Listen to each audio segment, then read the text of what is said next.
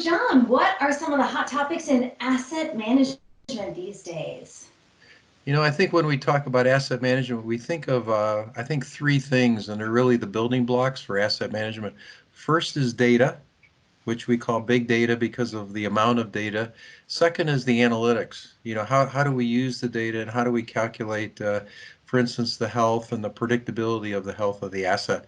And third would be the user experience, not the user interface anymore, but how we present the information to all different types of users. And we're focused more on an experience than just a simple user interface like we used to before.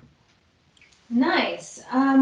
So we're talking about submitting abstracts for DistributeCheck, which is going to take place next February. What do you think will be some important topics for discussion next February at DistributeCheck in this track? In this asset management, truthfully, what we would like to see, which I think would be very helpful to the audience, would be, um, in terms of innovation, would be applications of artificial intelligence, machine learning to asset management. That's very, very important today, and the concept of the digital twin, how we're using the physics of the asset and the what the asset does, to form a digital twin.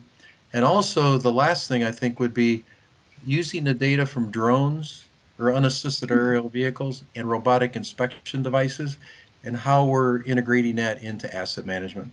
Yeah, really important stuff, especially right now with what we're going through. What would be your ideal panel if you could design it? What speakers, topics, what would it look like? Yeah, I think it would be fun. I think for a panel, the best type of panel is one that has very diverse panelists, right? Hmm. That two people that won't say the same thing, they have different perspectives. So I would have a panel of four very diverse perspectives. One would be a utility person, and it'd be a utility that is in the process of digitizing their grid. Hmm. Okay, more data, greater connectivity, new analytics, lots of flexible dashboards for the user experience, and to get the utility perspective, okay, Yeah. on asset management. Second would be a supplier. So supplier is providing new devices at the asset as well as in the enterprise, and also software, for Hmm. analytics. And I'd like to hear from a supplier perspective, what are the new things that they're doing? Third would be a data scientist, okay? We're hiring data scientists, and many utilities are hiring data scientists. And it is really neat to take a data scientist, teach them a little bit about the grid, and Yeah. find out their perspective on how applying their data science to the grid. It's a fascinating perspective that's very different for us. And third would be, I like to have a founder of a startup company who has Hmm. expertise in this area, a young, sharp person, and what are they developing in their company? What do they see as the new value proposition? And get their perspective. That's what those four perspectives I think would be good. I love it. That would be a really great panel. Let's hope we can get some abstracts that will speak to that. Anything else you want to add about asset management You know what? right What's now? really what's really interesting about asset management is with the COVID-19, right, and the impact of the coronavirus.